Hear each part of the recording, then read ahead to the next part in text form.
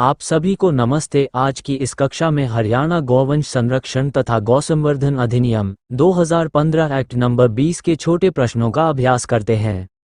आशा करता हूं कि आप ध्यान देकर पढ़ेंगे और सुनेंगे। तो आइए आरंभ करते हैं। हरियाणा गौवंश संरक्षण तथा गौसंवर्धन अधिनियम 2015 एक्ट नंबर 20 27 अक्टूबर 2015 को बना एवं 19 नवंबर 2015 से लागू हुआ। हरियाणा गौवंश संरक्षण तथा गौसंवर्धन संशोधन अधिनियम 2019 अधिनियम संख्या 36 द्वारा संशोधित हुआ। संशोधन उपरांत 31 अक्टूबर 2019 से लागू हुआ। सवाल: हरियाणा गौवंश संरक्षण तथा गौसंवर्धन अधिनियम 2015 की अधिनियम संख्या क्या है? सही जवाब 20। अगला सवाल: हरियाणा गौवंश संरक्षण तथा गौसंवर्धन अधिनियम 2015 कब लागू हुआ? सही जवाब 9 दिसंबर 2015 से। अगला सवाल: हरियाणा गौवंश संरक्षण तथा गौसंवर्धन अधिनियम 2015 का शाब्दिक अर्थ और उद्देश्य क्या है? सही जवाब गाय की सुरक्षा तथा संरक्षण, देशी गाय की नस्ल का संरक्षण, देशी गाय की नस्ल का विकास, उपरोक्त सभी।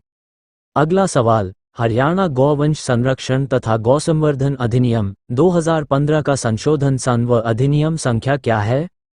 सही जवाब संशोधन सन 2019 और अधिनियम संख्या 36। अगला सवाल: हरियाणा गौवंश संरक्षण तथा गौसंवर्धन अधिनियम 2015 के अनुसार गाय में क्या क्या शामिल है?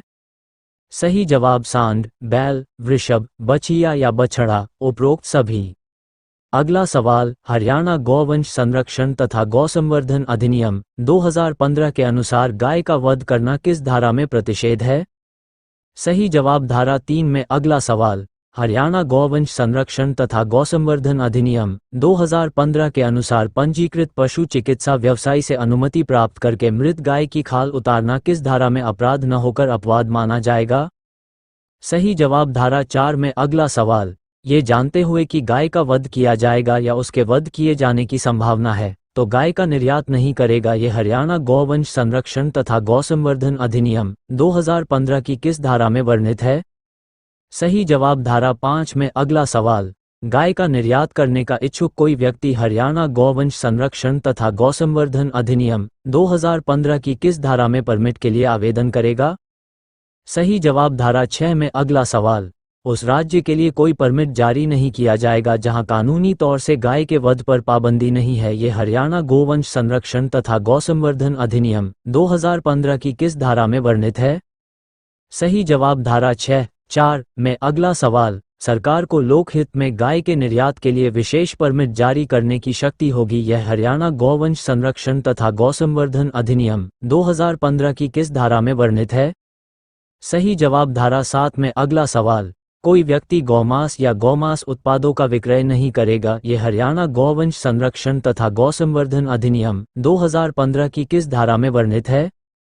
सही जवाब धारा 8 में। अगला सवाल: सरकार देशी गाय की नस्ल के संरक्षण और उसे उन्नत करने के लिए परियोजना अथवा कार्यक्रम बनाएगी और देशी गायों की दूध या दुग्ध उत्पादों के उत्पादन में प्रोत्साहन करेगी। उसे क्या कहा जाएगा? सही जवाब गौसंवर्धन। अगला सवाल: हरियाणा गौवंश संरक्षण तथा गौसंवर्धन अधिनियम 2015 के अनुसार गाय का वध करना किस धारा में दंडनीय अपराध है? सही जवाब धारा 13 में। अगला सवाल: हरियाणा गौवंश संरक्षण तथा गौसंवर्धन अधिनियम 2015 के अनुसार धारा 3 अथवा 4 के उपबंधों की उल्लंघना करना या उल्लंघना का प्रयास करना किस धारा में दंडनीय अपराध है? सही जवाब धारा 13(1) में। अगला सवाल: हरियाणा गौवंश संरक्षण तथा गौसंवर्धन अधिनियम 2015 के अनुसार यह जानते हुए कि गाय का वध किया जाएगा या उसके वध किए जाने की संभावना है, गाय का निर्यात करना किस धारा में दंडनीय अपराध है? सही जवाब धारा 13(2) में। अगला सवाल: हरियाणा गौवंश संरक्षण तथा गौसंवर्धन अधिनियम 2015 के अनुसार गौमांस या गौमांस उत्पादों का विक्रय करना किस धारा में दंडनीय अपराध है? सही जवाब धारा 13(3) में। अगला सवाल: हरियाणा गौवंश संरक्षण तथा गौसंवर्धन अधिनियम 2015 के अनुसार प्रवेश करने, तलाशी लेने व अधिग्रहण करने इत्यादि की शक्ति किस रैंक के पुलिस अधिकारी को प्राप्त है? सही जवाब पुलिस अधिकारी जो उपनिरीक्षक की पदवी से नीचे का न हो। अगला सवाल: हरियाणा गौवंश संरक्षण तथा गौसंवर्धन अधिनियम 2015 के अनुसार धारा 13 में दंडनीय कोई अपराध संज्ञेय तथा आजमानतीय होगा, ये किस धारा में वर्णित है?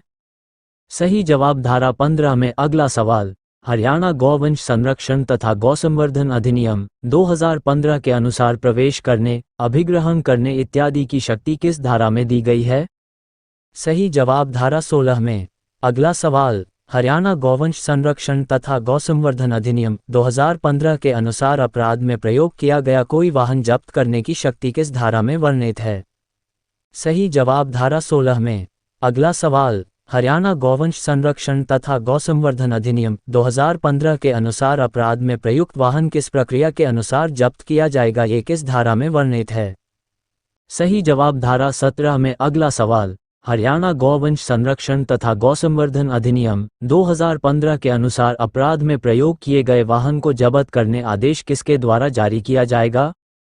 सही जवाब एसडीएम साहब द्वारा। अगला सवाल, हरियाणा गौवंश संरक्षण तथा गौसंवर्धन अधिनियम 2015 के अनुसार वाहन जब्त करने के आदेशों से व्यथित कोई व्यक्ति कितने दिन की अवधि के भीतर जिला उपायुक्त को अपील कर सकता है?